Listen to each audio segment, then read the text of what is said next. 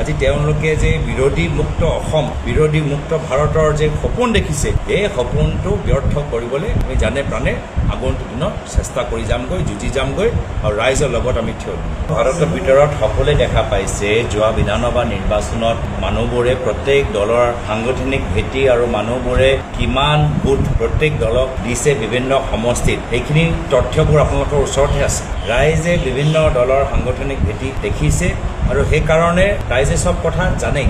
আৰু ইতিমধ্যে বিজেপি দল যিদৰে লোকতন্ত্ৰ শেষ কৰিবলৈ চেষ্টা কৰি আছে, মুখ্যমন্ত্ৰী হিমন্ত বিশ্ব শৰ্মা ডাঙৰীয়া সকলোকে যেনে তেনে চাম দাম দণ্ড ভেদ যেনেকৈ কয়, পইচা দম বিভাজন অপপ্ৰচাৰ যোগেদি বিৰোধী শক্তিক দুৰ্বল কৰিবলৈ বিচাৰি আছে। এই সময়ত অসমৰ জনসাধাৰণ, ভাৰতৰ জনসাধাৰণ দেখিছেই যে বিজেপিৰ লগত সাংগঠনিকভাৱে ৰাজনৈতিক বিচাৰধাৰাৰ ক্ষেত্ৰত, ভোটৰ ক্ষেত্ৰত একমাত্ৰ এটাহে দল থিয় দি আছে, টিকি আছে, শক্তিশালীভাৱে যুঁজ কৰি আছে, সেয়া হ'ল কংগ্ৰেছ দল। তো সেইকাৰণে আমাৰ তৰ্ক বিতৰ্ক কোনো আঞ্চলিক দলৰ লগত নাই। আজি তেওঁলোকে যে বিৰোধী মুক্ত অসম, বিৰোধী মুক্ত ভাৰতৰ যে সপোন দেখিছে, এই সপোনটো ব্যৰ্থ কৰিবলৈ আমি জানে প্ৰাণে আগন্তুক দিনত চেষ্টা কৰি যামগৈ, যুঁজি যামগৈ আৰু ৰাইজৰ লগত আমি থিয় দিম।